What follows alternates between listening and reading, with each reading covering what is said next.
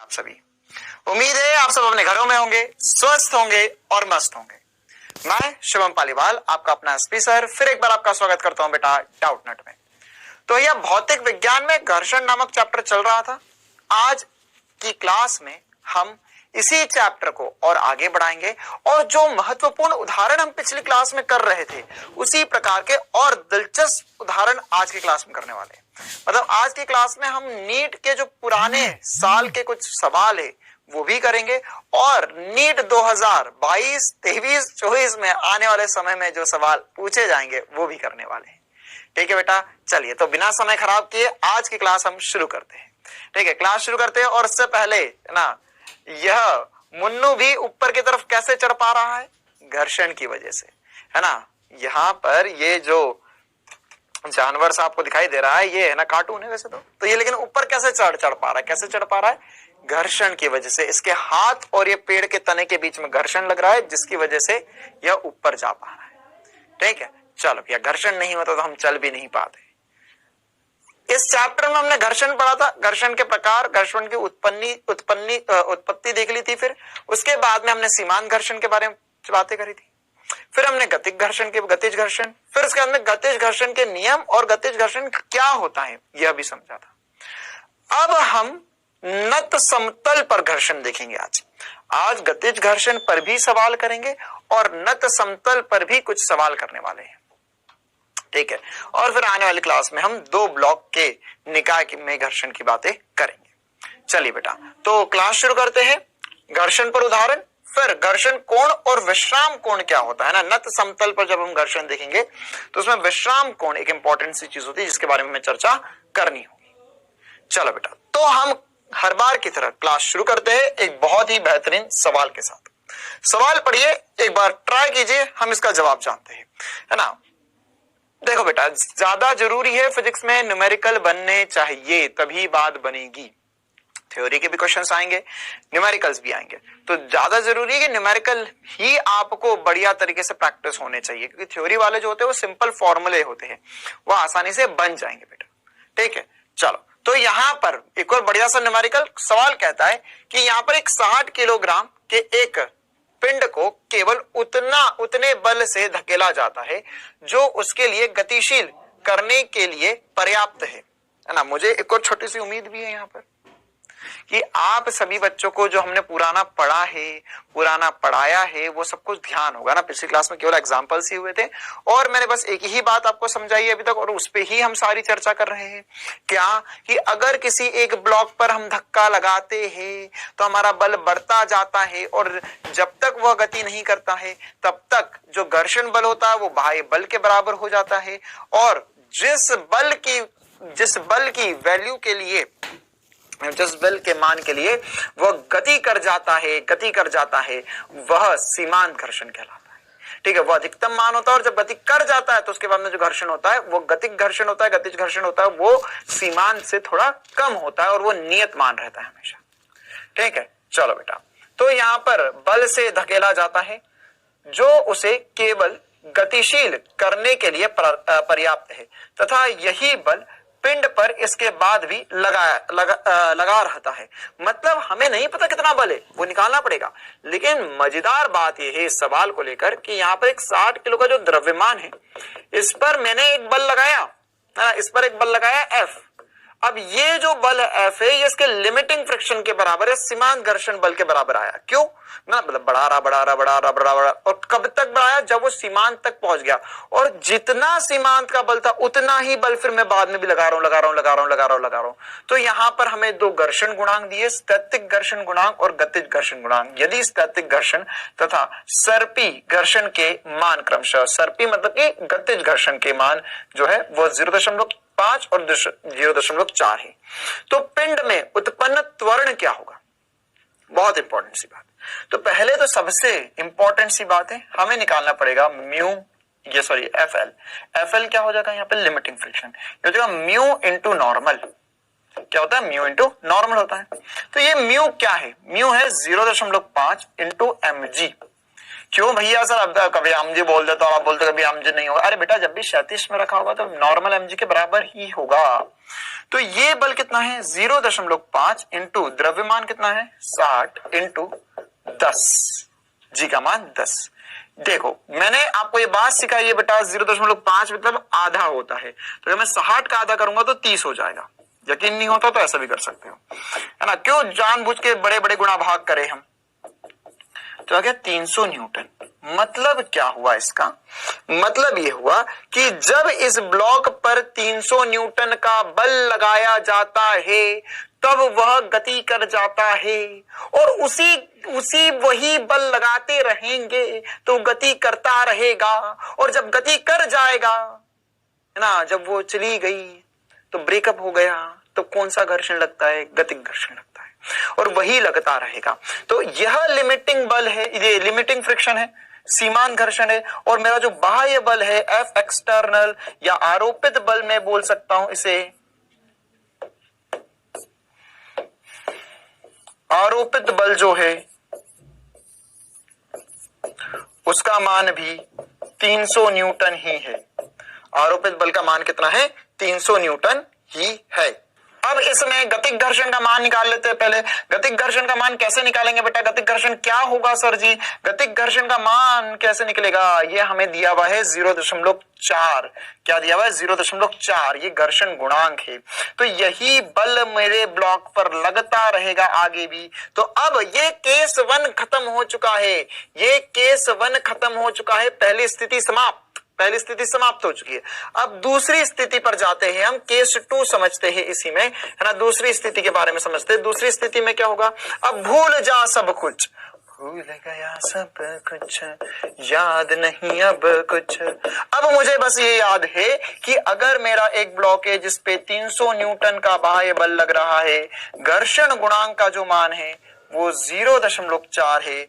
घर्षण गुणांक का मान अगर 0.4 है तो यहां पर त्वरण कितना आएगा, तो यहां पर त्वरण कितना आएगा ये ज्ञात करना है बस। त्वरण का मान क्या होगा, क्या ये बात चमकती है भैया बहुत बढ़िया तरीके से। त्वरण का मान कितना आएगा ये निकालना है हमको। तो ये म्यू का मान 0.4 हो चुका है।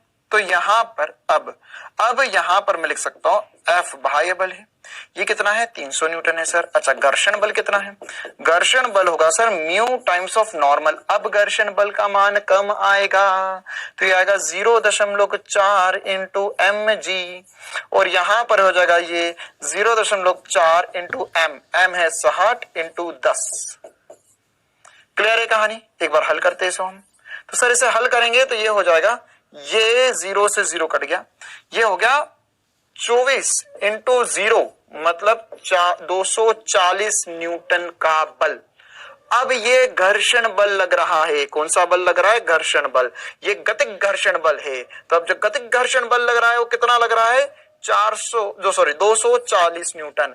तो यहां पर मैं लिख सकता हूं सर, मैं लिख सकता हूं कि अब मेरे पिंड पर आगे की तरफ अभी भी 300 न्यूटन का बल लग रहा है, पीछे की तरफ जो घर्षण बल लग रहा है वो 240 न्यूटन का बल लग रहा है।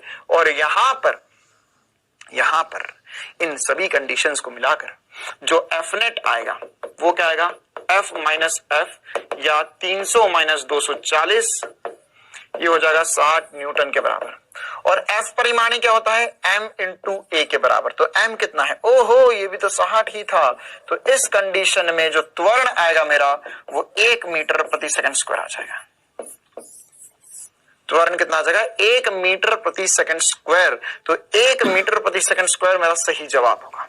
बहुत ही खूबसूरत सा सवाल है, ध्यान से बढ़िया तरीके से चाहो तो उसे 2 से 3 बार देख लो, है ना। एक बल लगाया, वो बल पर चला और वही लगाते रहे तो क्या होगा, वो वाली कंडीशन, है ना। हर एक सवाल स्पेसिफिक टाइप का पैटर्न है जो हर एक से अलग है।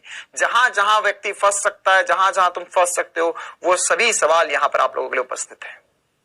चलो भैया आगे बढ़ते हैं, और अब हम थोड़ा सा और प्रकार में ट्विस्ट ला रहे हैं, एक और नए प्रकार का सवाल, है ना। इसको आप घिरनी के इस रूप में भी देख सकते हो, है ना। यहाँ पे भी मैं एक बार पहले फोटो तो बना दूं। यहां पर आपको बोला गया है कि एक 10 किलो का द्रव्यमान है,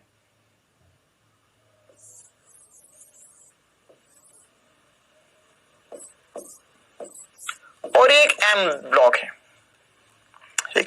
जहां जहां जो पढ़ा है हमने उन सब में घर्षण आएगा। अब क्लियर, ऐसी कुछ कहानी दी हुई है। ये जो सतह है ये खुरदुरी सतह, अगर मैं घुमाकर म्यू लिखूं मतलब कि क्या है, खुरदुरी सतह है, खुरदुरी सतह है।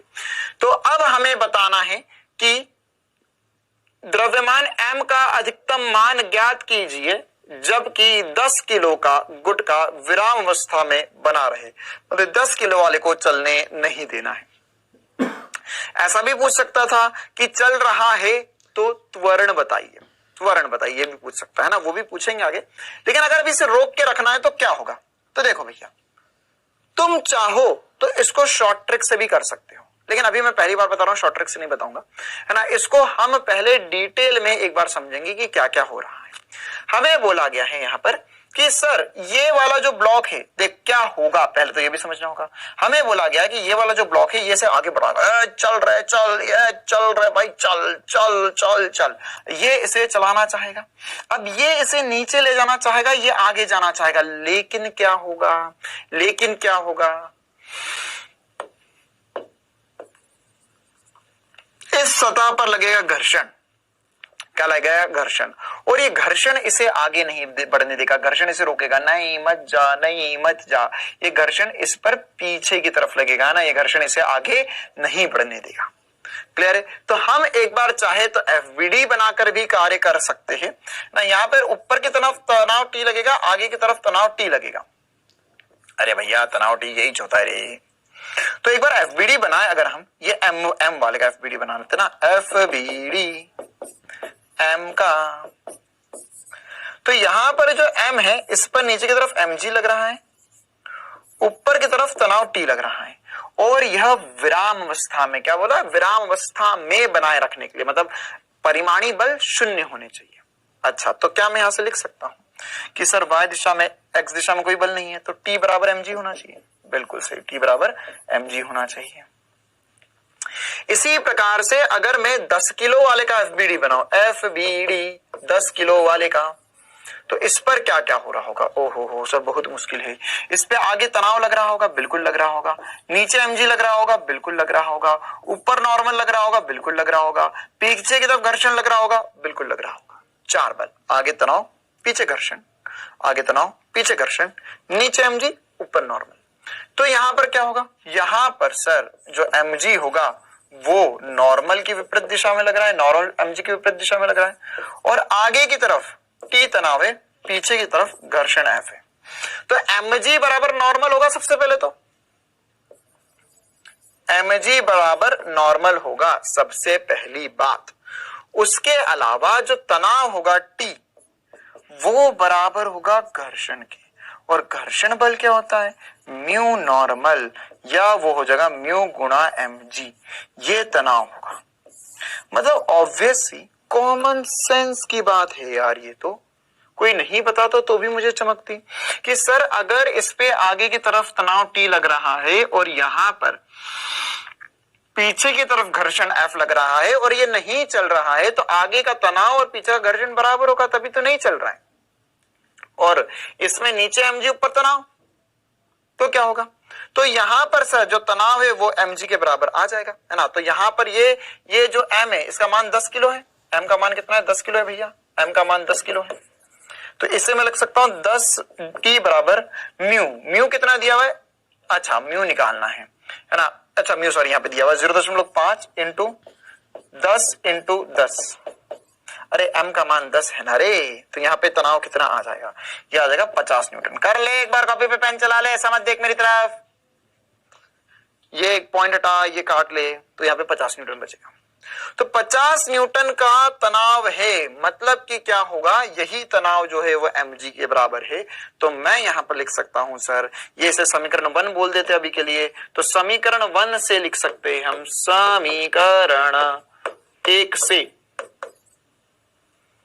समीकरण 1 से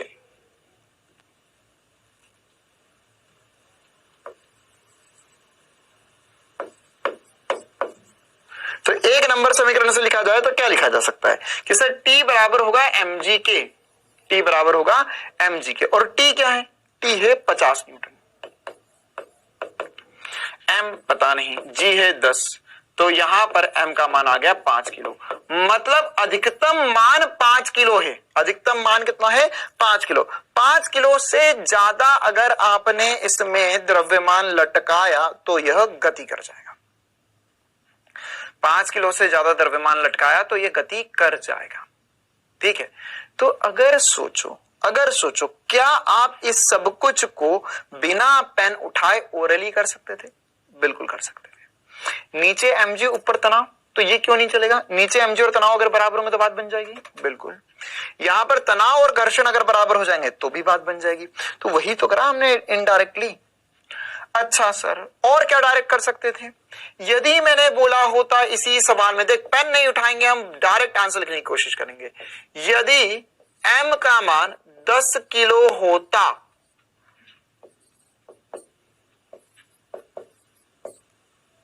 यदि m बराबर 10 किलो होता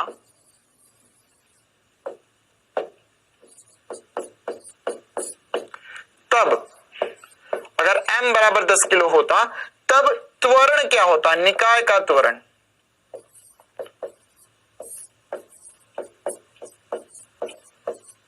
मैं चाहता हूं कि मेरे प्यारे बच्चे बिना एफबीडी बनाए सॉल्व करें।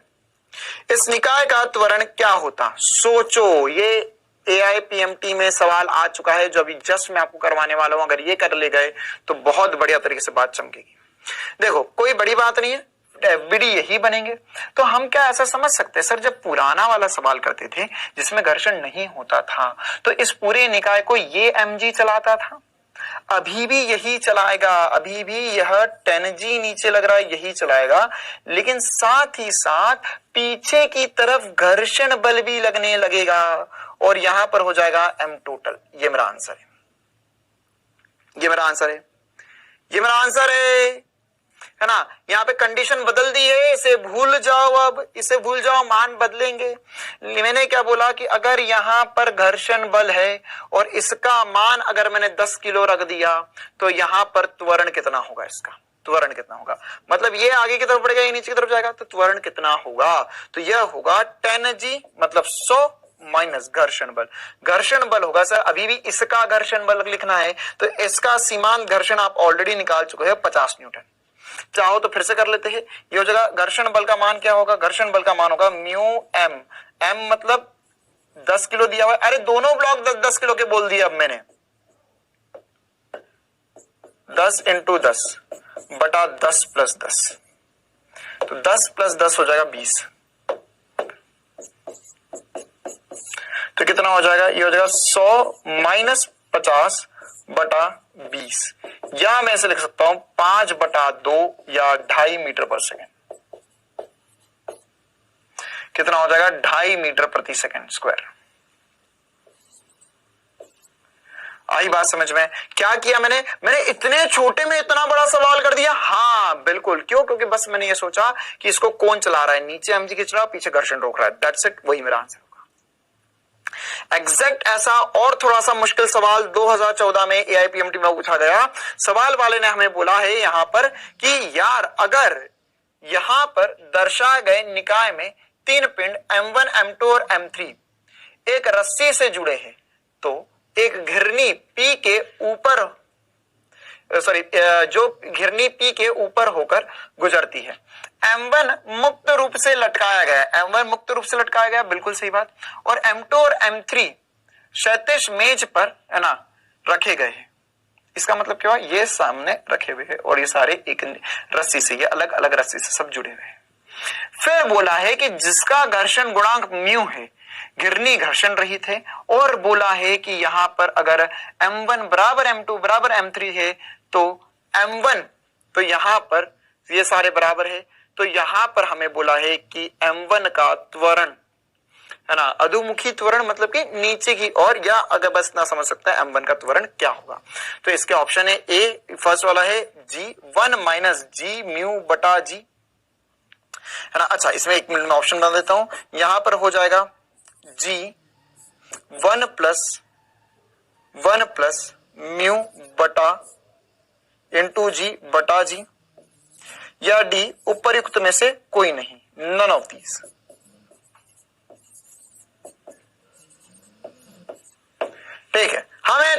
कंसेप्ट से मतलब होना चाहिए। क्या सॉल्यूशन होगा यह समझते हैं।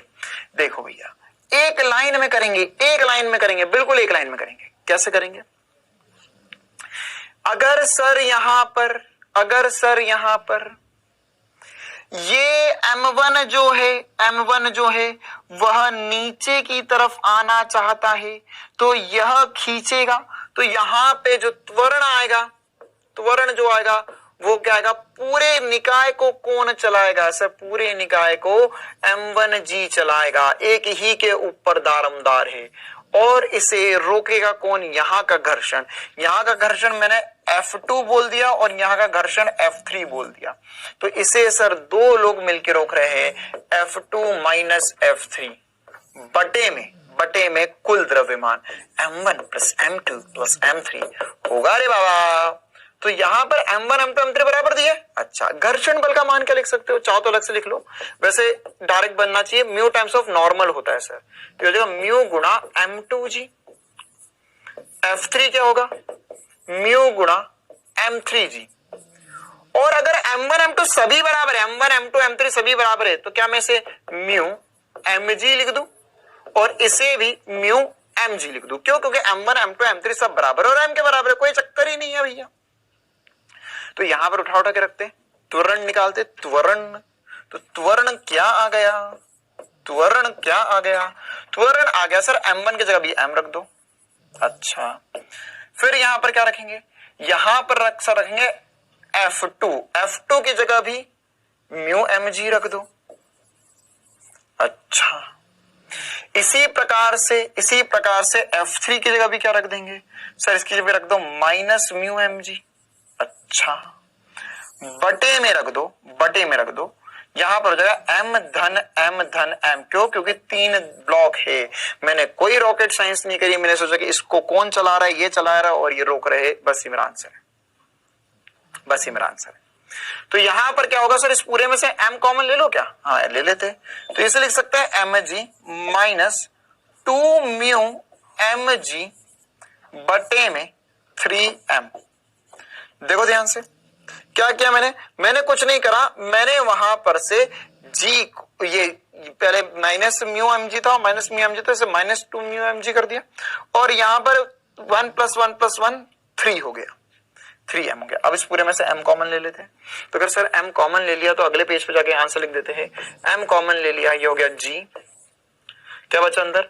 2 माइनस 2 म्यू G बटे में 3M। G minus 2 mu G बटे में 3M। तो यहां से M ने M को मार दिया रे, तो क्या बचा? ओ, G भी कॉमन था, G 1 माइनस 2 म्यू बटा 3, ये हमारा आंसर है। या आप चाहो तो 3 को इधर भी लिख सकते हो, ये हमारा आंसर आ जाएगा। उपयुक्त में से कोई भी नहीं मैच करा, है ना? हमारा जो सही आंसर आएगा वो यही आएगा, G 1 माइनस 2 म्यू बटा 3। क्लियर है कहानी? बहुत इंटरेस्टिंग सा क्वेश्चन, काफी बढ़िया सवाल। आगे बढ़े भैया ना। आगे बढ़ने से पहले अभी हमने जो सवाल किया था इससे पहले वाला, उसको भी मैं 1-2 के रूप में लिखना चाहता हूं यार, है ना? बस एक छोटी सी बात लिख दूं, क्योंकि अभी हम जो करने जा रहे हैं वो इसी पर निर्भर है। बस एक छोटा सा रिवीजन भी हो जाएगा और एक नई बात भी पता चल जाएगी। मान के चलो ये M1 है, ये M2 है। अभी जो सवाल 10 किलो के लिए करवाया था वैसा ही सवाल है, बस ये M1 M2 के रूप में मैं लिखना चाह रहा हूं, है ना? ताकि आप चाहो तो स्टैंडर्ड फॉर्मूले के रूप में कॉपी में लिख सकते हो। इसमें घर्षण गुणांक म्यू है, घर्षण गुणांक कितना है? म्यू है। तो अब यहां पर हम लिख सकते हैं सर जी कि ये M1 है, ये M2 है, इसमें घर्षण गुणांक म्यू है। तो हमें यह पूछा जाएगा, ऑब्वियस सी बात है, M1 का अधिकतम मान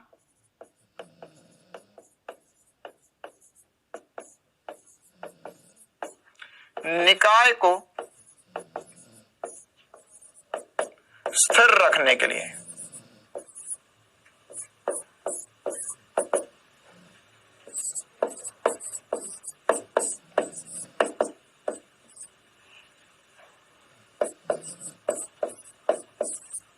तो अगर निकाय को स्थिर रखना है तो M1 का अधिकतम मान क्या होगा? एग्जैक्ट वही का वही क्वेश्चन है ना। तो मैं बस यार सीधे वैल्यूज रखना चाहता हूं, क्योंकि मैं M1 M2 के टर्म्स में आंसर लिखना चाहता हूं।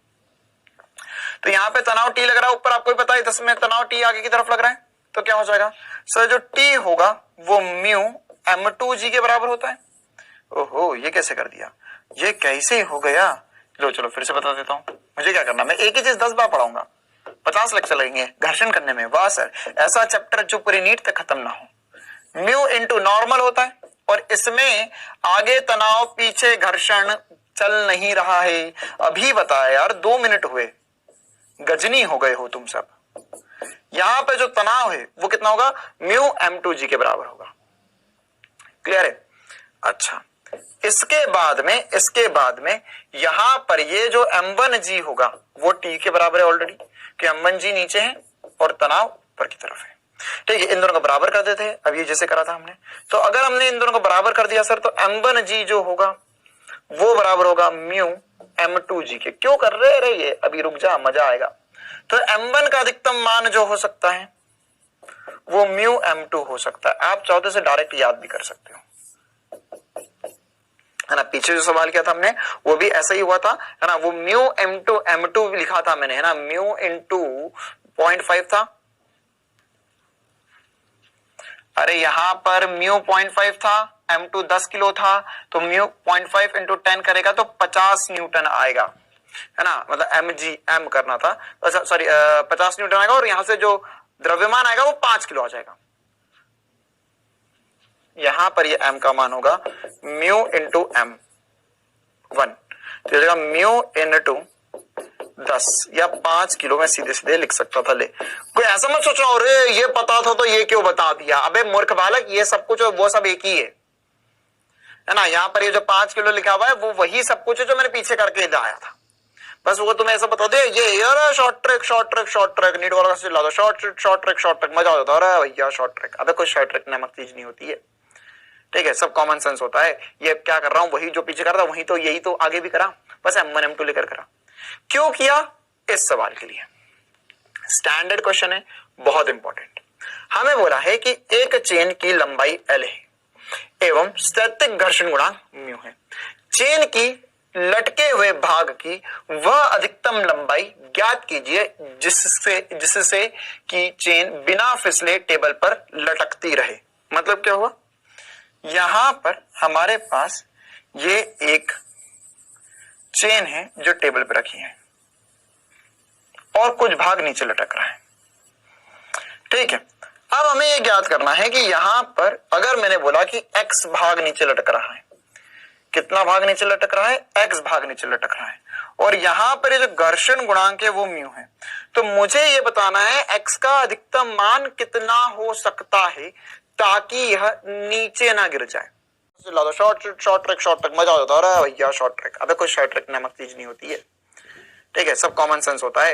ये क्या कर रहा हूं, वही जो पीछे कर रहा हूं वही तो, यही तो आगे भी करा, बस m1 m2 लेकर करा। क्यों किया, इस सवाल के लिए स्टैंडर्ड क्वेश्चन है, बहुत इंपॉर्टेंट। हमें बोला है कि एक चेन की लंबाई L है एवं स्थैतिक घर्षण गुणांक म्यू है। चेन की लटके हुए भाग की वह अधिकतम लंबाई ज्ञात कीजिए जिससे कि चेन बिना फिसले टेबल पर लटकती रहे। मतलब क्या हुआ, यहां पर हमारे पास ये एक चेन है जो टेबल पर रखी है और कुछ भाग नीचे लटक रहा है, ठीक है। अब हमें यह ज्ञात करना है कि यहां पर अगर मैंने बोला कि x भाग नीचे लटक रहा है, कितना भाग नीचे लटक रहा है, x भाग नीचे लटक रहा है, और यहां पर ये जो घर्षण गुणांक है वो म्यू है, तो मुझे ये बताना है x का अधिकतम मान कितना हो सकता है ताकि यह नीचे ना गिर जाए, है ना। x का अधिकतम मान कितना लटका सकता हूं ताकि नीचे ना गिर जाए। क्लियर है? क्या मुश्किल सवाल है? बिल्कुल मुश्किल नहीं है। चेन, अरे रे रे रे रे रे chain chain chain chain chain chain मतलब क्या हुआ सर, चेन मतलब क्या हुआ, हाँ ये द्रव्यमान वाली रस्सी है। कैसी रस्सी है, द्रव्यमान वाली रस्सी है। तो यहां पर अगर ये लंबाई x है तो ये जो लंबाई होगी वो L माइनस एक्स होगी। कितनी होगी, L माइनस एक्स होगी। तो अगर ये लंबाई L माइनस एक्स है बेटा, तो क्या हम ये निकाल सकते हैं, कि यहां पर x का और L माइनस एक्स का द्रव्यमान कितना कितना होगा। कैसे, सर इस रस्सी को काट दो यहां से, क्या कर दो, काट दो यहां से, और इसको बना दो एक डब्बा M2 और नीचे बना दो एक डब्बा M1। इसमें x लंबाई की रस्सी है, इसमें L माइनस x लंबाई की रस्सी है, और यहां पर घर्षण गुणांक म्यू है, घर्षण गुणांक म्यू है। बिल्कुल बिल्कुल तरोताजा बात, घर्षण गुणांक म्यू है तो मुझे म्यू का अधिकतम मान निकालना है ताकि यह स्टैटिक रहे। आया मजा? अबे ये और ये एक ही हो गया ना, ये और ये एक ही हो गया। देखा चमत्कार, मैंने एक बना देखो रस्सी को काटा और उस डब्बे में भर दिया। तो यहां पर M1 का मान क्या आएगा, M1 का मान कितना आएगा, कुछ कुछ याद तो आ रहा है सर। मैंने तुम्हें रेखीय घनत्व की बात बताई थी, लैम्डा, है ना। वैसे हमें पूरे इसका द्रव्यमान ही नहीं बताया है, पूरे का द्रव्यमान नहीं बताया है, तो वो तो मानना पड़ेगा कि माना रेखीय घनत्व, रेखीय घनत्व मतलब प्रति एकांक लंबाई का जो घनत्व होगा, रेखीय घनत्व, रेखीय घनत्व चेन का लैम्डा है। अब ऐसा लैम्डा को देख के डरा मत करो यार, है ना। मतलब कि इकाई लंबाई में, ये मैं सब कुछ पहले बता चुका हूं, इकाई लंबाई में जो द्रव्यमान है उसे क्या बोला, लैम्डा, है ना। मतलब ये लैम्डा को क्या लिख सकते हो, द्रव्यमान बटा लंबाई, द्रव्यमान बटा लंबाई। तो अगर ये द्रव्यमान बटा लंबाई है तो अगर यहां पर x लंबाई है, अरे इसकी लंबाई कितनी है, x है, तो इसका द्रव्यमान कितना होगा, तो ये हो जाएगा सर लैम्डा x। और M2 की लंबाई है, M2 की लंबाई है L माइनस एक्स, तो lambda into L minus x. अरे उड़ गए तो कैसे करा मैंने, यहां पर लैम्डा लंबाई है, ये इकाई द्रव्यमान के लिए, इकाई लंबाई के लिए द्रव्यमान है, तो जब लंबाई x थी तो द्रव्यमान कितना होगा, लैम्डा x होगा। इसी प्रकार से जब लंबाई L माइनस एक्स होगी तो द्रव्यमान कितना होगा। तो यहां पर क्या है भैया, यहां पर कैसे करें अब, ओके करना ही क्या रहे, ये रहा आंसर। M1 बराबर क्या होगा, वैसे स्थिर रहना है तो M1 बराबर म्यू M2 होगा। तो M1 कितना होगा, M1 बराबर म्यू M2 होगा, तो सर M1 होगा लैम्डा x। कितना हो जाएगा, लैम्डा x। और म्यू कितना है, म्यू तो निकालना ही, अरे वही तो निकालना है, ज्ञात कीजिए अधिकतम लंबाई। अच्छा x निकालना है, म्यू दिया हुआ है, वैसे म्यू भी पूछ सकता है वो हमें सवाल में ना, कोई रॉकेट नहीं है, रॉकेट साइंस नहीं है। इसलिए लिख देंगे L minus x into lambda, तो लैम्डा ने लैम्डा को मार दिया, ये हो गया x बराबर म्यू L माइनस एक्स, है ना। अब हमें क्या पूछा है, हमें पूछा है सर x का मान ज्ञात कीजिए, तो x का मान यहां से ज्ञात कर लेते, कौन सी बड़ी बात है भैया। ये हो जाएगा x बराबर mu L minus mu x, तो इसे इधर की तरफ ले जाओ, तो ये हो जाएगा x प्लस म्यू x बराबर म्यू L, है ना। x प्लस म्यू x बराबर म्यू L, तो यहां से x का मान कितना आ गया, ये आ गया म्यू L अपॉन में म्यू प्लस 1।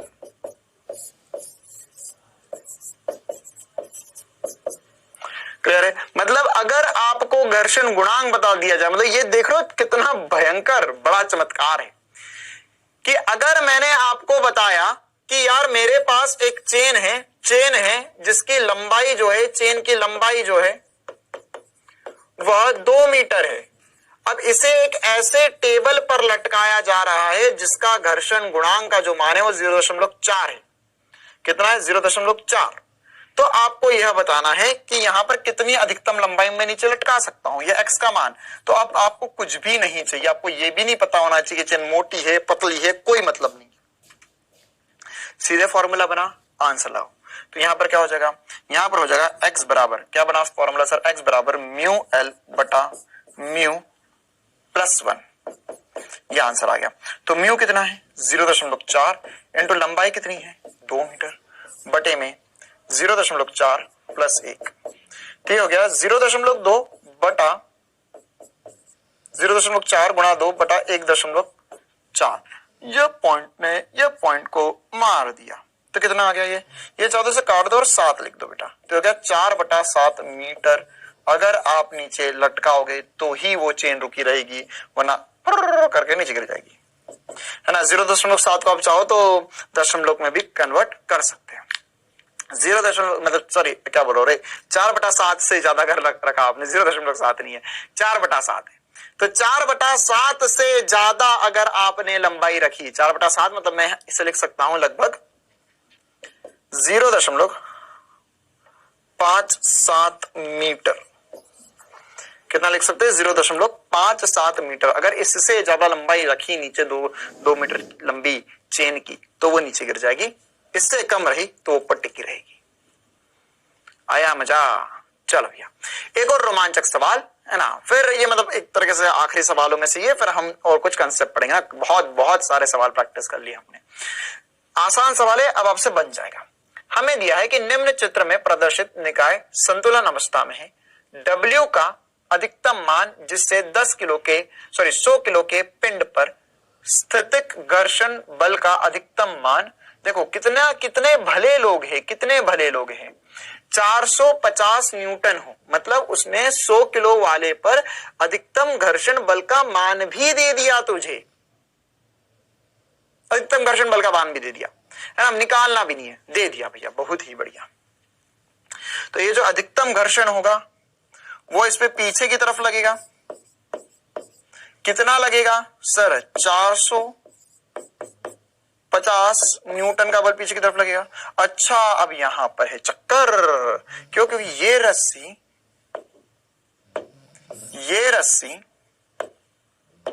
और ये रस्सी तीनों अलग अलग है ना, क्योंकि बीच में जॉइंट है। तो इसमें अगर मैंने तनाव माना T, तो इसमें तनाव मानना पड़ेगा T1, इसमें तनाव मानना पड़ेगा T2। क्लियर है? अब एक बार जरा डायग्राम बनाते हैं, सबका एफबीडी बनाते हैं। अगर मैं 100 किलो वाले के लिए बात करूं, 100 किलो वाले के लिए, तो 100 किलो वाले पर सर आगे की तरफ लग रहा है, देख आगे ही मतलब मुझे T2, और पीछे की तरफ लग रहा है 450 का घर्षण बल, और ये नहीं चल रहा है। मुझे 100 किलो वाले के mg और नॉर्मल से मतलब नहीं है, क्योंकि नीचे लगेगा mg और ऊपर लगेगा नॉर्मल, जो एक दूसरे को बराबर कर जाएंगे। तो T2 जो होगा वो 450 न्यूटन के बराबर आ गया रे बाबा, पता चल गया मुझे। T2 कितना है? 450 न्यूटन के बराबर आ गया। इसी प्रकार से अब मुझे ये भी पता है सर कि अगर मैं W वेट की बात करूं, W क्या है? W खुद वेट है, भार है। W जो है वो भार है। तो अगर इसका द्रव्यमान मैं कुछ कैपिटल M बोल देता हूं, तो ये जो भार होगा वो कैपिटल mg के बराबर होगा। लेकिन मुझे कैपिटल mg का उपयोग नहीं करना, मुझे W ही निकाल के देना है सीधे। भार खुद mg होता है, तो W के रूप में लिख देते हैं। तो यहां पर क्या होगा, इसके लिए अगर मैं सॉल्व करूंगा, तो देखो बेटा, इसके लिए अगर हम हल करेंगे तो नीचे लगेगा mg या W भार सीधे बोल सकते हैं, ऊपर लगेगा तनाव T। ऊपर क्या लगेगा? तनाव T लगेगा। अब ये दोनों भी आपस में बराबर होने चाहिए, तो W बराबर आ गया T के। अब बस मुझे T और T2 में संबंध मिल जाए तो जिंदगी का मजा आ जाए। तो मैं W की वैल्यू निकाल दूंगा। तो कहां से मिलेगा? वो इस बिंदु से मिलेगा। अब मैं अगले पन्ने पर इस बिंदु का एफबीडी बनाने जा रहा हूं, ध्यान से देखना। यहां पर इस बिंदु पर नीचे की तरफ लग रहा है T, इधर की तरफ, है ना। अरे ऐसा मत सोचना कि सर इस पे इधर लग रहा है, इस बिंदु पर इधर की तरफ लगेगा, और यहां से तनाव अंदर की तरफ। तनाव हमेशा दोनों दिशाओं से अंदर की तरफ लगता है। तो यहां पर लग रहा है T2, और किसी कोण पर यहां पर लग रहा है T1। अच्छा, तो T1 का कोण कितना है? सर ये 45 डिग्री है, तो हर जगह ये वाला कोण भी 45 ही होगा। ये 45 तो ये भी 45 होगा। तो T2 का जो कोण होगा वो 45 डिग्री होगा। तो मैं चाहूं तो T1 के घटक कर दूं, क्या कर दूं? T1 के घटक। तो T1 के घटक करूंगा तो ये कितना आ जाएगा? ये हो जाएगा सर T1 cos 45। ये हो जाएगा T1 sin 45। अब जरा फिर से बराबर कर दो। अरे यार, अब तो मैं भी बोर हो गया हूं, है ना। मतलब ऐसे अब आगे सारे सवाल एक जैसे ही होंगे, थोड़ा सा कॉमन सेंस बस यूज करना होगा बेटा, है ना। कृपया अपना कॉमन सेंस जिंदा रखिए। तो यहां पर क्या होगा? यहां पर होगा T1 sin 45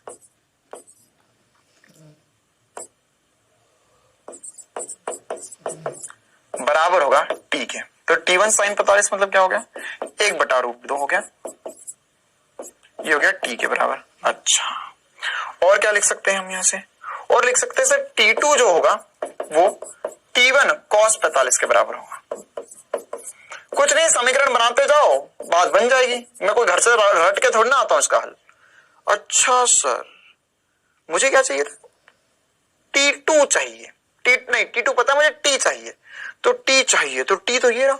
एक काम करते, यहां से T1 को गोली मार देते, हो जाएगा T2√2 बराबर होगा T1 के। चिपका दो, चिपका दो।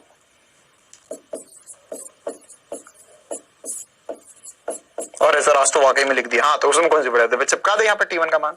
तो कितना हो जाएगा सर? ये जैसे ही रखेंगे तो यहां पर हो जाएगा T2√2 गुणा 1/√2। ये आ गया T के बराबर। मतलब √2 ने √2 को तो मार दिया, तो T किसके बराबर आ गया? T आ गया T2 के बराबर। T आ गया T2 के बराबर। तो T आ गया। अब सब मिल के मूर्ख बना रहे हैं यहाँ पर। ये T2 जो है वो T के बराबर आ गया। देख ध्यान से, अरे कहां गया? जो T2 है वो T के बराबर आ गया।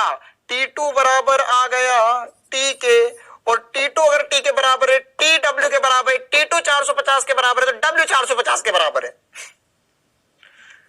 अरे सब के सब मिलके मूर्ख बना रहे हैं। अरे ये यहाँ पर सब खेल रहे हैं, हमारी भावनाओं के साथ सर खेल रहे हैं, दुनिया वाले खेल रहे हैं। क्या किया हमें यहाँ पर ये दे दिया, उसका गटक वटक करके पूरा जब सवाल किया तो वही निकला। क्या निकला कि सर यहाँ पर जितना बल लग रहा है वहां पर भी उतना ही बल लग रहा है। क्या डायरेक्ट भी कर सकता था क्या मैं? अरे बालक, डायरेक्ट तो सब कुछ किया जा सकता है, बस सोच विकसित करनी होगी। देख, सोच विकसित करते हैं हम। इसको उठा के यहाँ पे चिपका दे तो क्या लिखेंगे सर? ये लिखेंगे हम कि W बराबर हो गया है T2 के, और T2 क्या है? 450 के बराबर है। तो हम यहाँ पर W का मान सीधे 450 न्यूटन लिख सकते हैं। सर हमारी सोच विकसित करो, सर सोच विकसित करो। देख, जिसको समझ में आ गया बहुत बढ़िया बात है ना। बाकी अगर कोई कुछ तूफानी सुनना चाहता है तो दो शब्द सुनो। तुमको पता है मेरे दिमाग में पहले ही आंसर आ गया था।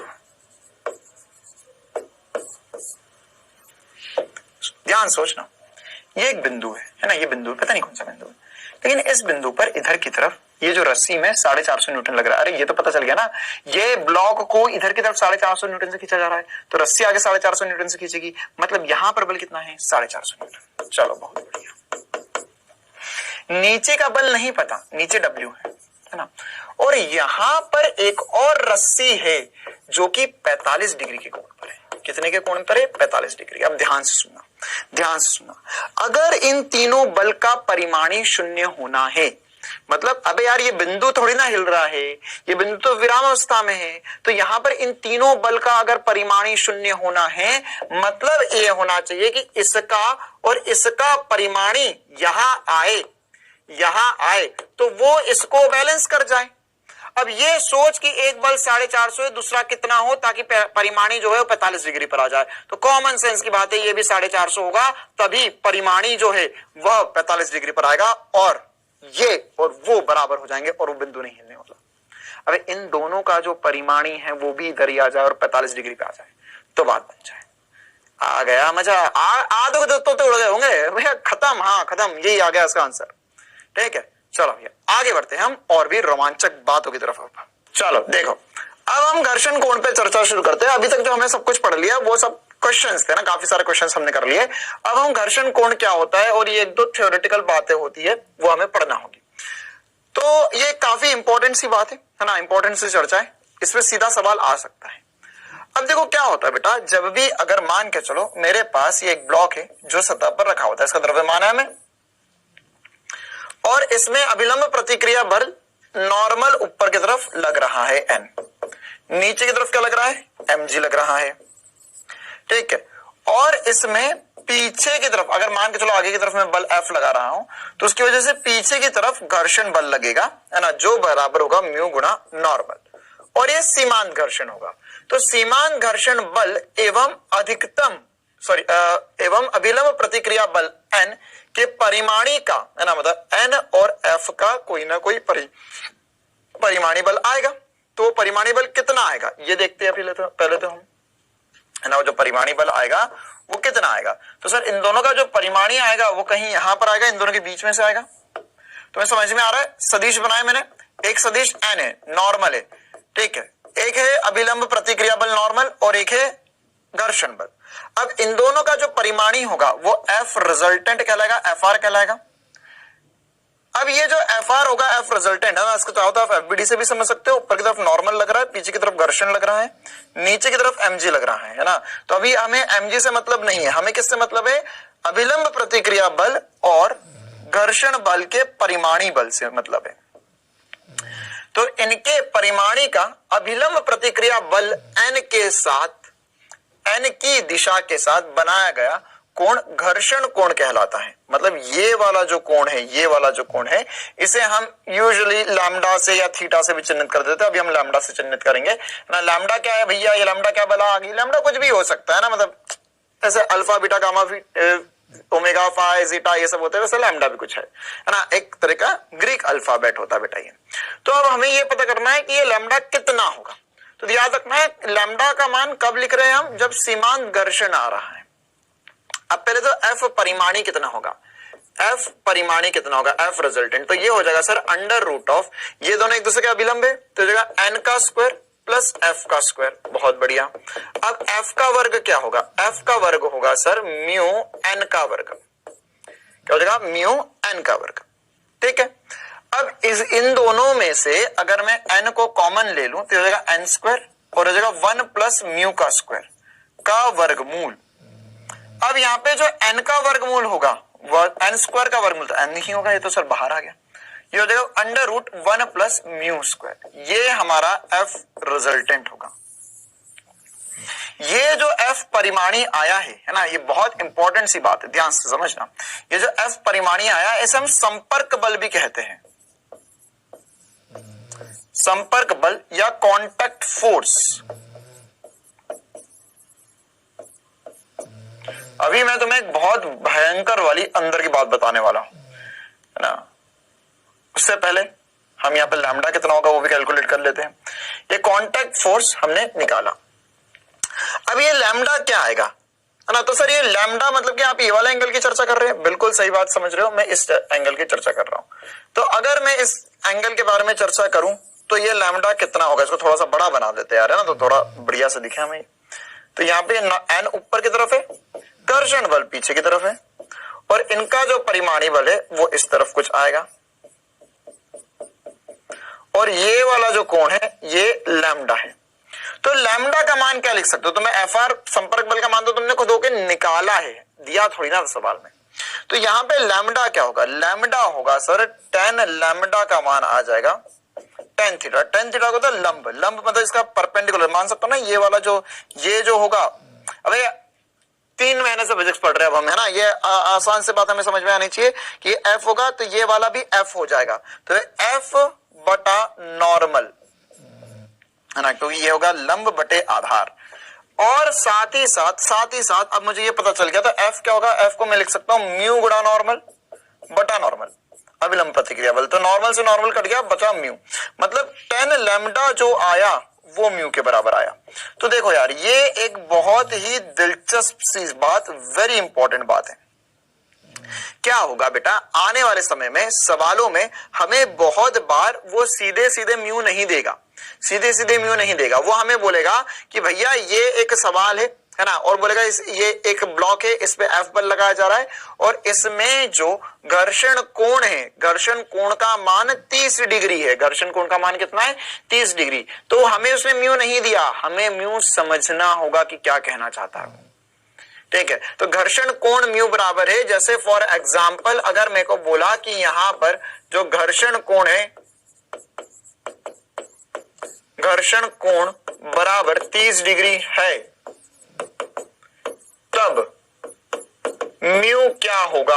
तो मैं आसानी से बोल सकता हूं सर कि अगर tan लैम्डा बराबर म्यू होता है, इसका सॉल्यूशन लिख लेते हैं एक लाइन में, tan लैम्डा बराबर म्यू होता है, तो tan लैम्डा कितना है, tan लैम्डा है 30 डिग्री के बराबर, तो tan 30 जो होगा वो म्यू के बराबर होगा, या मैं 1/√3 म्यू लिख सकता हूं। तो ऐसे हमको अगर कल को किसी भी सवाल में, जितने मैंने सवाल करे पीछे, उन सवालों में बोल सकता था कि भैया बताओ यहां पर अगर घर्षण कोण 30 डिग्री है तो म्यू कितना है, म्यू मतलब म्यू के ऊपर सवाल पूछ लेगा वो। तो हमें यह समझ में आना चाहिए कि जो घर्षण कोण होगा उसका tan थीटा जो होगा वो म्यू के बराबर होगा। चलो भैया बहुत बढ़िया, बहुत मजा आया। अब क्या करना है आगे? अब यहां पर एक और बहुत बहुत ही खतरनाक कमाल की बात मैं तुम्हें आज बताने वाला हूं, ध्यान से समझना। वास्तविकता में नॉर्मल अभिलंब प्रतिक्रिया बल और घर्षण बल नामक कोई बल ही नहीं है इस दुनिया में। मोहमाया, अभी तक क्या पढ़ रहे थे सर? आप तो बोल रहे मोहमाया वाली बात होगी, जो सब कुछ पढ़ा वो था ही नहीं कभी कुछ। देखो क्या होता है बेटा, वास्तविकता में हमारे पास जब भी एक वस्तु सतह के संपर्क में होती है तो उस पर सतह बल लगाएगी ना, उसको प्रतिक्रिया बल मिलेगा। तो वो जो प्रतिक्रिया बल होता है वह संपर्क बल होता है। कौन सा बल होता है? संपर्क बल होता है। ये जो बात बोल रहा हूं ये कहीं लिखी नहीं मिलेगी, लेकिन इस पर जो सवाल आएगा वो मैं तुम्हें बता दूंगा कैसा पूछेंगे। तो वास्तविकता में क्या है बेटा, यहां पर जो अभिलंब प्रतिक्रिया बल नॉर्मल और जो घर्षण बल है वो जो संपर्क बल है उसके घटक होते हैं। क्या होते हैं? उसके घटक होते हैं। ये बहुत इंपॉर्टेंट सी बात है, ध्यान रखना हमेशा, है ना। क्या बोल रहा हूं मैं आपको, ये बात है ना कहीं ऐसा सीधी सी लिखी नहीं मिलेगी, लेकिन आपको ये बात पता होनी चाहिए कि हमने जो अभिलंब प्रतिक्रिया बल पढ़ा और जो घर्षण बल पढ़ा वो ऐसा पूछेंगे कि वो वास्तविकता में कोई एक बल है क्या? नहीं, वास्तव बल क्या है? संपर्क बल है। उसके घटक, ये बस आज पहली और आखिरी बार मैं बोल रहा हूं और इसको हम आगे ऐसा कोई डिस्कस भी नहीं करेंगे। अच्छा देख रहे हो वहां पे ऐसा हुआ था, बस ये स्टेटमेंट आपको ध्यान रखना है कि यहां पर जो n हमारा अभिलंब प्रतिक्रिया बल जो है और घर्षण बल, यहां पे लिख देता हूं मैं, आप भी कॉपी में लिख लो स्टार करके, वेरी इंपॉर्टेंट पॉइंट। हमारा जो अभिलंब प्रतिक्रिया बल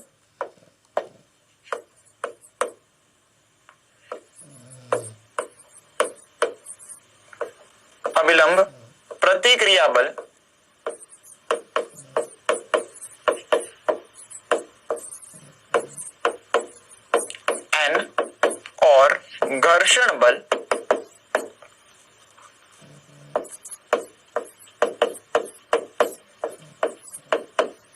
F, घर्षण बल F संपर्क बल के घटक होते हैं।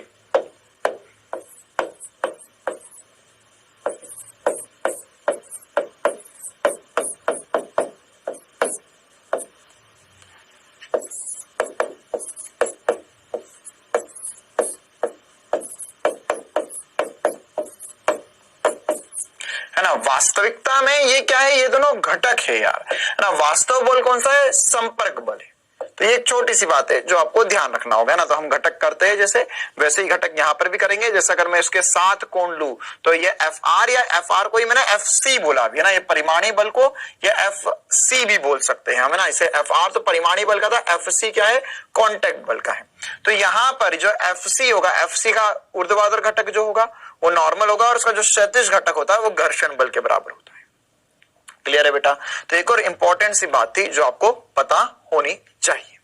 चलो आगे बढ़ते हैं और एक और छोटी सी बात डिस्कस कर लेते हैं जो आज की क्लास की आखिरी बात होने वाली है हमारी। फिर इसी पर हम आने वाली क्लासेस में और चर्चा करेंगे। हम नत समतल पर एक और छोटी सी बात करना चाहते हैं। नत समतल पर क्या चर्चा करना चाहते हैं सर? देखो क्या है बेटा, अगर मान के चलो मेरे पास एक नत समतल है तो पहले तो इसे मुझे समझना पड़ेगा, है ना। फिर मैं ये इस पे पूरी चर्चा कर पाऊंगा। मान के चलो अभी वो डेफिनेशन में हम जाएंगे फिर से, है ना। उसके पहले कुछ बातें समझते हैं। मान के चलो कि मेरे पास यहां पर ये एक थीटा कोण पर एक नत समतल है या नत तल है और इसमें एक ब्लॉक है, ठीक है। अगर मैंने बोला था कि इसमें कोई घर्षण नहीं है, अगर मैंने बोला होता इस पर कोई घर्षण वर्षण नहीं है तो क्या होता है सर? इस पे नीचे की तरफ mg sin थीटा लगता। कोई पूछेगा नहीं कहां से आया ये, नीचे की तरफ mg sin थीटा लगता है जिसकी वजह से नीचे फिसल जाता और ऊपर की तरफ एक नॉर्मल रिएक्शन लगता है, हमें यह भी पता है सर। और ये नॉर्मल किसके बराबर होता है? mg cos थीटा के। तो ये mg cos थीटा के बराबर होता है यहां पर। तो अब अगर घर्षण लगा तो घर्षण किस दिशा में लगेगा? ये नीचे फिसलना चाहता है तो घर्षण पीछे की दिशा में लगेगा। तो घर्षण बल का मान कितना आएगा? घर्षण बल का मान कितना आएगा ये पता करना है। तो सर घर्षण बल का मान कैसे पता करें हम? तो घर्षण बल का मान हम पता कर सकते हैं mg sin थीटा घर्षण बल के बराबर होगा क्या? नहीं नहीं, हमेशा होगा क्या? नहीं। अच्छा देखो, इसको पूरा थोड़ा सा सोचते हैं हम। पहले तो हमें सोचना पड़ेगा कि घर्षण बल जो होता है सर वो बराबर होता है म्यू नॉर्मल के। अच्छा, नॉर्मल क्या होगा? mg cos थीटा के बराबर होगा। तो ये घर्षण बल, अरे नॉर्मल mg cos थीटा के बराबर है, ठीक है, ये घर्षण बल। लेकिन ये कौन सा घर्षण बल है? ये FL है या सीमांत घर्षण है बेटा? कौन सा घर्षण है? ये सीमांत घर्षण है।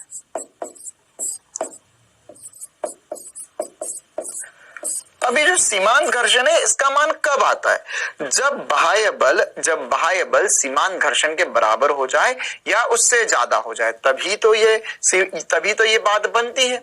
और तभी तो हम बोलते हैं कि अच्छा अब यहां पर सीमाएं पार हो चुकी है, अब ब्रेकअप हो गया और वो चले गया। तो यहां पर ये जो म्यूएल है, ये म्यूएल सीमांत घर्षण कब लगता है? जब बाह्य बल सीमांत घर्षण के मान से ज्यादा के बराबर हो जाता है और उसके बाद में गतिज घर्षण लगने लग जाता है। तो अगर मैं तुमसे पूछूं कि ये ब्लॉक इस स्थिति में रखा है, विश्राम में है, विश्राम में होगा, तो यहां पर ऑब्वियस सी बात है कि जो घर्षण बल होगा वो mg sin थीटा के बराबर होगा। क्यों? क्योंकि अभी बाह्य बल क्या है? mg sin थीटा है। तो जो घर्षण बल होगा वो mg sin थीटा के बराबर होगा। कब तक होगा? जब तक वो लिमिटिंग तक ना पहुंच जाए। उसके बाद में लिमिटिंग कंडीशन, जब लिमिट की कंडीशन आएगी तब म्यू mg cos थीटा जो होगा वो mg sin थीटा है। घर्षण बल जो है वो अधिकतम घर्षण बल के बराबर हो जाएगा। क्लियर है? छोटी सी बात, इसको हम फिर से और बेहतर तरीके से समझेंगे। उससे पहले अब और कुछ बेसिक पर जाते हैं। मान के चलो कि मैंने इस नत तल को सीधा कर दिया होता ना, समतल बना दिया होता है ना। तो ये समतल मैंने इसे बना दिया, यहां पर कोई कोण नहीं है। तो अगर ये समतल है तो यहां पर अगर ये समतल है बेटा, तो इसमें अभी कोई कोण नहीं है, तो क्या होगा? नॉर्मल बराबर mg होगा। अच्छा, बाह्य बल कुछ भी नहीं लगेगा, कोई सीधा रखा हुआ है, mg sin थीटा, sin 0 हो गया, तो मतलब ये आगे की तरफ कोई बल नहीं है। अब अगर मैं इसे उठाते जाऊं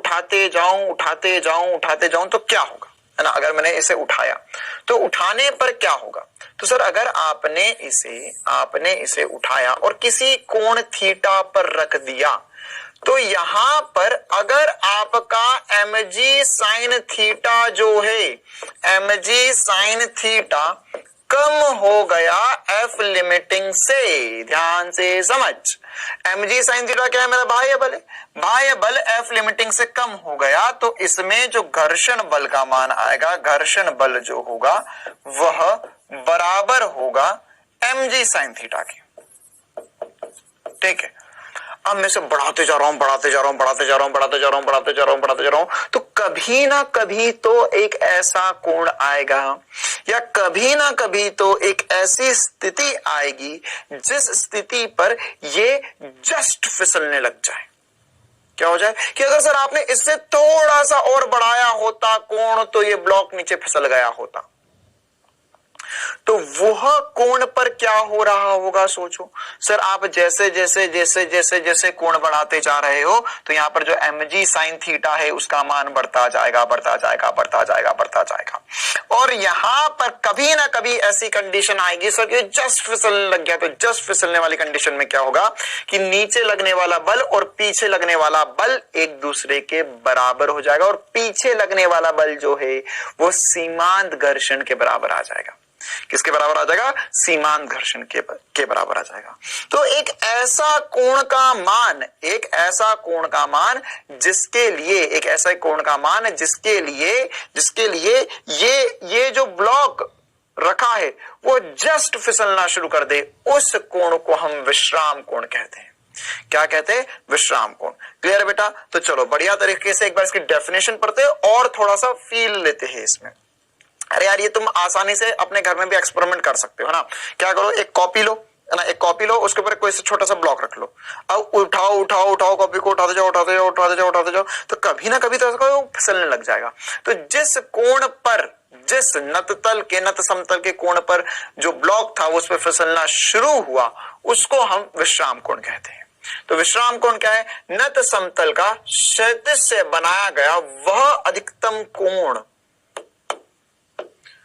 वह अधिकतम कोण जिस पर नत तल पर रखी हुई वस्तु विराम अवस्था में रहती है, या नत तल का क्षैतिज से बनाया गया वह न्यूनतम कोण जिस पर नत तल पर रखी वस्तु ठीक गति की अवस्था में आ जाती है। ठीक गति की अवस्था में आ जाती है मतलब कि जस्ट फिसलने वाली होती है ना। ये लिख लो आप यहां पर कि ये जस्ट गति करने वाली होती है, जस्ट गति करने, अरे रे व्हाट्सएप लैंग्वेज हो गई, इसे हिंदी में कर देते हैं हम, जस्ट गति करने वाली थी। क्या ये बात चमकती है? तो जब जस्ट गति करने वाला, यहां तक ठीक है, अगर इससे ज्यादा आपने कोण किया, इससे ज्यादा कोण किया तभी वो फिसलेगी, वरना फिसलने वाली नहीं है वो कभी भी।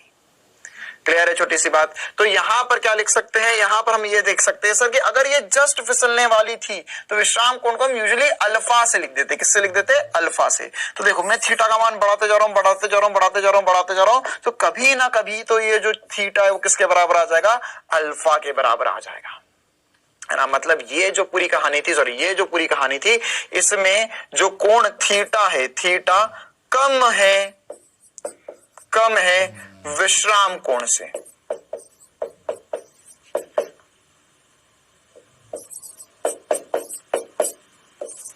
थीटा का मान कम है विश्राम कोण से, तो अगर थीटा का मान कम है विश्राम कोण से तभी ये रुका हुआ है, वरना ये फिसल जाता। तो यहां पर अगर यह जो कोण है वो कम है, जो अल्फा है वो सॉरी थीटा जो कम है विश्राम कोण से, तो उस कंडीशन में क्या होगा? उस कंडीशन में जो घर्षण का मान होगा वो mg sin थीटा के बराबर होगा। लेकिन अगर जो थीटा है वो अल्फा के बराबर हो गया, मतलब विश्राम कोण की स्थिति आ गई है, मतलब इससे थोड़ा सा ज्यादा करो तो फिसल जाएगा भैया, तो क्या होगा? नीचे की तरफ लगेगा mg sin अल्फा, क्योंकि अब कोण अल्फा हो गया है। ऊपर की तरफ नॉर्मल होगा, बाहर की तरफ नीचे की तरफ mg cos अल्फा लगेगा, और पीछे की तरफ घर्षण लगेगा, और ये कौन सा घर्षण होगा? ये सीमांत घर्षण होगा।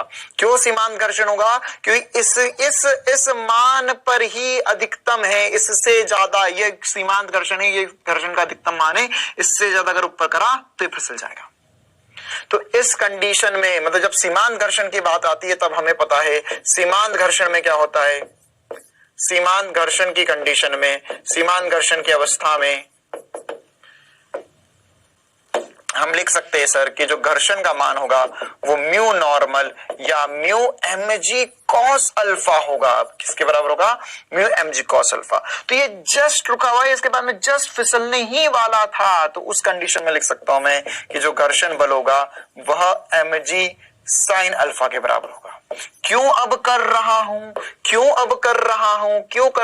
अब क्योंकि अब सीमांत की कंडीशन आ चुकी है, इससे पहले सीमांत घर्षण नहीं आया था। ठीक है, चलो भैया अब क्या होगा आगे देखते हैं क्या होता है आगे। यहां पर एक बार वैल्यू रखते हैं, तो सर ये आ गया mu mg cos theta, mu mg cos theta बराबर होगा mg sin अल्फा के। अरे एक second, just a second, but यहाँ पर भी अल्फा लिखना पड़ेगा। क्यों अल्फा लिखना पड़ेगा? अरे दोनों जगह कोण तो अल्फा ही होगा ना। अब यहाँ पर कोण कितना हो गया? यहाँ पे भी तो mg cos अल्फा है ना, नॉर्मल रिएक्शन, इसलिए mg cos अल्फा लिखेगा, है ना। गलती से मैंने थीटा लिख दिया था, ये हो जाएगा साइन अल्फा के। तो mg ने mg को तो मार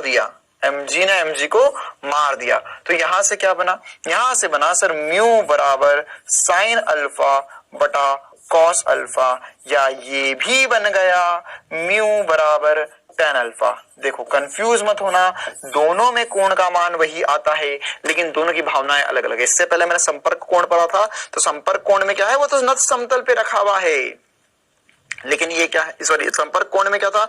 वो क्षैतिज तल पर रखा हुआ था। लेकिन इसमें क्या है? इसमें यह नत समतल पर रखा हुआ, और ये वो कोण का मान है जिससे ज्यादा अगर आपने वैल्यू बढ़ाई तो फिसल जाएगा।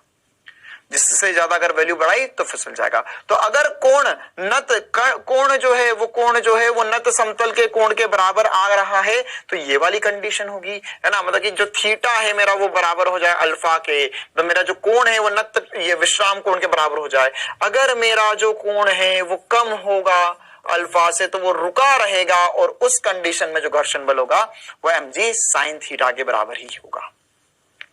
जैसे मान के चल एक वस्तु है जिसमें हमें बोला है कि यहां पर जो घर्षण गुणांक है वो 1/√3 है। मतलब क्या हुआ कि 30 डिग्री के कोण तक ये रुका रहेगा, 30 डिग्री के कोण के बाद ही यह गति करने लगेगा, 30 डिग्री के कोण के बाद ही यह गति करने लगेगा। क्लियर है छोटी सी बात। चलो बेटा, तो यहां पर अरे क्या बोला मैंने, अभी समझ में आया ना।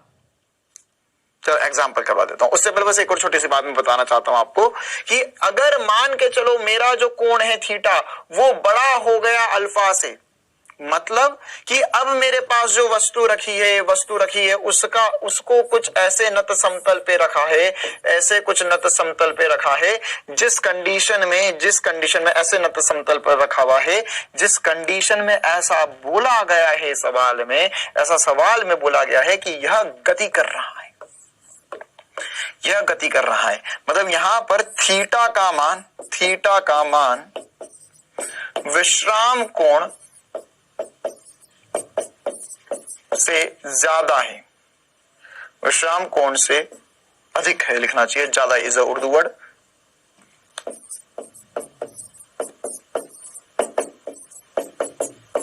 है ना। तो 3 कंडीशन मैंने आपको बता दी है, पहले कंडीशन में क्या होगा, दूसरी कंडीशन में क्या होगा, तीसरी कंडीशन में, उसको 1 मिनट रिवीजन में पूरा एक बार फिर से बता दूंगा ना, क्योंकि पढ़ा तो यही नया है, बाकी तो सारे क्वेश्चन सीधे। एक 1 मिनट रिवीजन में मैं उसके 3 आपको कॉलम के हिसाब से करके बता दूंगा। तो अगर थीटा का मान विश्राम से अधिक हो गया है तो क्या होगा सर, ये अब नीचे आना चाहेगा mg sin थीटा से, और पीछे की तरफ अभी भी घर्षण लगेगा। तो हमें ये निकालना है खुरदुरे नत समतल पर फिसलती वस्तु का त्वरण, है ना। तो अगर ये नीचे फिसलने लग गया है तो क्या होगा, तो सर यहां पर जो घर्षण गुणांक आएगा वो गतिज घर्षण गुणांक आएगा। बिल्कुल सही बात। तो यहां पर लिख देते हैं हम कि यहां पर घर्षण गुणांक जो है वो म्यू है, घर्षण गुणांक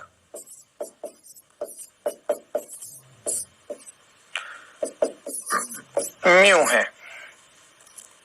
तो इस स्थिति में क्या होगा, इस स्थिति में नीचे mg sin थीटा लगेगा, पीछे की तरफ घर्षण लगेगा, और कॉमन सेंस की बात है इसमें त्वरण नीचे की तरफ ही होगा। त्वरण कहां होगा, इसमें नीचे की तरफ ही होगा बेटा। तो अगर त्वरण सर जी नीचे की तरफ हो रहा है तो मैं क्या लिख सकता हूं, मैं लिख सकता हूं सर कि mg sin थीटा जो होगा अब वो बड़ा हो गया है घर्षण के मान से। और अब कौन सा घर्षण आएगा, अब अपने आप ये लिमिटिंग घर्षण से भी बड़ा हो गया है, और अब अपने आप लिमिटिंग लिखूं या गतिक घर्षण लिखूं, बात बराबर ही है ना। ये सीमांत है और ये गतिज घर्षण है, क्योंकि सीमांत से बड़ा हो गया तो गतिज से तो अपने आप ही बड़ा हो गया, क्योंकि गतिज तो छोटा होता है सीमांत से। सब गोलमाल है भाई, गोलमाल है।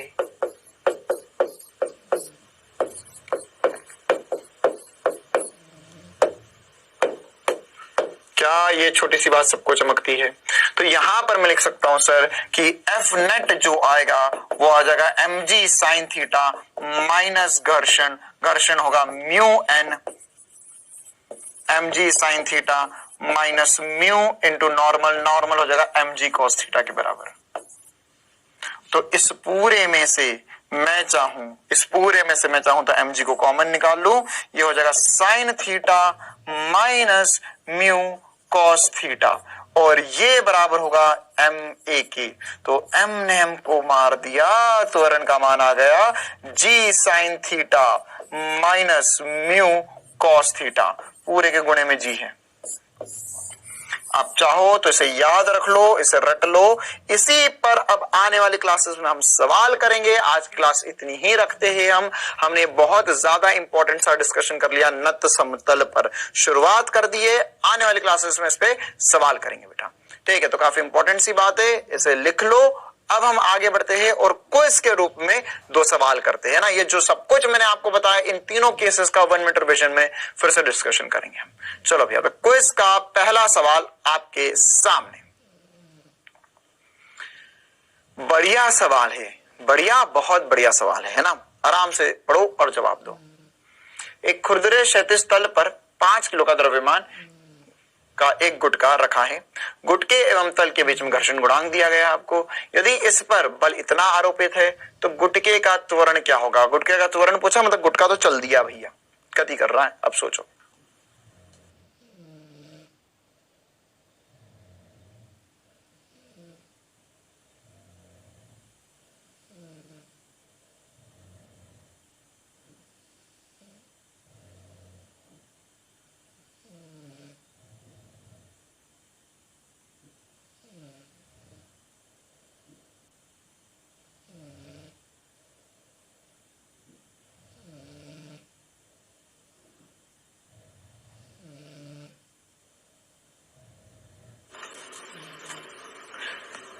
एफ के घटक करने थे और घटक कर कर जैसे हमने पीछे सवाल करे वैसे ही करना था।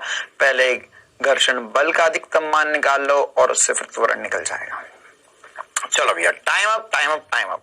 कैसे करेंगे? सबसे पहले बनाना पड़ेगा इसका FBD, है ना। FBD नहीं भी बनाओगे तो आपको मैंने जैसे पीछे कराया है वैसे ही एग्जैक्ट FBD इसका बनेगा। यहाँ पर जो F होगा, F का मान कितना है? F का मान है सर यहाँ पर 40 न्यूटन, तो ये है 40। इसके 2 घटक आएंगे, एक यहाँ पर 30 डिग्री है तो एक घटक ऊपर आएगा, एक घटक इधर आएगा, साथ ही साथ नीचे mg आएगा और इस तरफ इसमें घर्षण बल आएगा, पीछे की तरफ घर्षण बल लगेगा। ऐसे ही सवाल हमने पूरी क्लास में करे हैं। तो देगा F sin थीटा और ये वाला जाएगा F cos थीटा। और बेटा ऊपर की ही तरफ क्या आएगा? नॉर्मल आएगा। तो मैंने आपको ये बात समझा दी थी कि जब भी हम खींचते हैं किसी भी वस्तु को तो जो नॉर्मल होता है, नॉर्मल वो हमारा कम हो जाता है। तो यहां पर से हमको पहले ही पता है सर कि नॉर्मल जो होगा वो mg minus f sine theta हो जाएगा। तो नॉर्मल कितना है पहले अलग से कैलकुलेट कर लो, क्योंकि आप कैलकुलेशन करने पड़ेंगे भैया, है ना। और घर्षण गुणांक कितना दिया गया है? घर्षण गुणांक 0.2 दिया गया है। ब्लॉक का द्रव्यमान 5 किलो दिया गया है और बल 40 न्यूटन दिया हुआ है। तो एक बार वैल्यूज रखते हैं। नॉर्मल हो जाएगा सर यहाँ पर m का मान है 5 गुणा 10 माइनस f का मान है 40 गुणा साइन 30। साइन 30 होता है 1/2। तो ये हो गया यहां पर 50 माइनस 20 मतलब हो गया 30 न्यूटन का नॉर्मल लग रहा है। क्या लग रहा है? 30 न्यूटन का नॉर्मल लग रहा है। अब इसे आगे की तरफ त्वरण है इसमें, तो आगे की तरफ त्वरित कौन करा रहा है भैया? F cos 30 करवा रहा है। तो F cos 30 ये x दिशा में लिख रहा हूं मैं, x दिशा में त्वरण है तो मैं लिखूंगा F cos 30 या F cos theta minus small f बराबर हो जाएगा ma। क्या हो जाएगा? बराबर ma के। वैसे ही समीकरण बनाए जैसे हमने पहले करे थे। तो f कितना है सर? f है हमारे पास 45, तो 40 इंटू cos 30 माइनस घर्षण, घर्षण है म्यू गुणा नॉर्मल बराबर होगा m इंटू ए के। तो त्वरण निकालना हमें, तो जगह 40 √3/2 माइनस म्यू है 0.2 इंटू नॉर्मल का मान निकाला हमने अभी 30 बराबर द्रव्यमान है हमारे पास 5 और ये आ गया त्वरण। स्पेशल नीट लेवल का सवाल, जिस प्रकार के सवाल 2021-2020 में आ रहे हैं उसी लेवल का सवाल है। बहुत खूबसूरत सवाल। तो यहां पर हो जाएगा सर 2, तो जगह 20 गुणा √3 होता है बेटा 1.73 या 1.7 लेकर भी सॉल्व कर सकते हो, कोई दिक्कत नहीं है सर। ये तो हमको पता ही नहीं था बेटा, ये हमने आपको पहले भी बहुत बार बताया था। याद रख लो √2 का मान 1.414 होता है, √3 का मान 1.73 होता है। इंपॉर्टेंट है। माइनस ये कितना हो जाएगा सर? इसको गुणा करेंगे, देखो ये 0 से 0 कट गया, हो गया 6 बराबर हो गया 5 इंटू ए। तो तो 5 से भाग देना है, आंसर आ चुका है आपके पास। तो इसको सर गुणा करेंगे तो कितना हो जाएगा बेटा, इसे हम गुणा करेंगे तो देखो ये पॉइंट से ये 0 कट गया, तो 17 इंटू 2 यहां पर हो जाएगा, ये हो जाएगा 34 माइनस 6/5, ये मेरा त्वरण आ गया। तो कितना आ जाएगा सर, ये इसे मैं लिख सकता हूं, ये हो जाएगा 28, तो 28/5 मतलब ये कुछ 5 दशमलव कुछ होगा, है ना।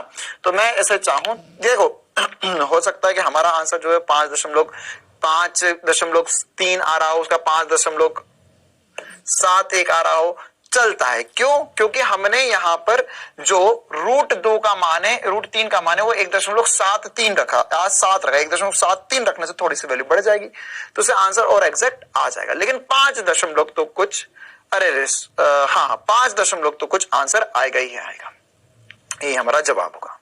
क्लियर है बेटा? बहुत खूबसूरत सा सवाल। इसी प्रकार से एक और ये आसान सवाल है, AIPMT 2004 का सवाल, जल्दी से इसका जवाब बता दो। ये सबको बहुत आसान लगना चाहिए, इस पे हमने बहुत डिस्कशन किया है आज की क्लास में।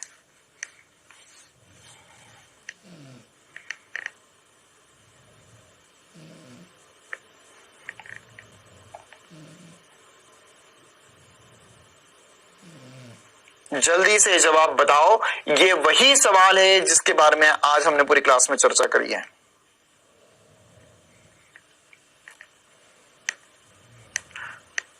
आपको बताना है गुट के बी का द्रव्यमान अधिकतम कितना होता है कि दोनों गुट के गति ना करे। इसके लिए डायरेक्ट फॉर्मूला बताया आज की क्लास में, मैंने बोला बेटा इसे याद रख लो, बात बन जाएगी।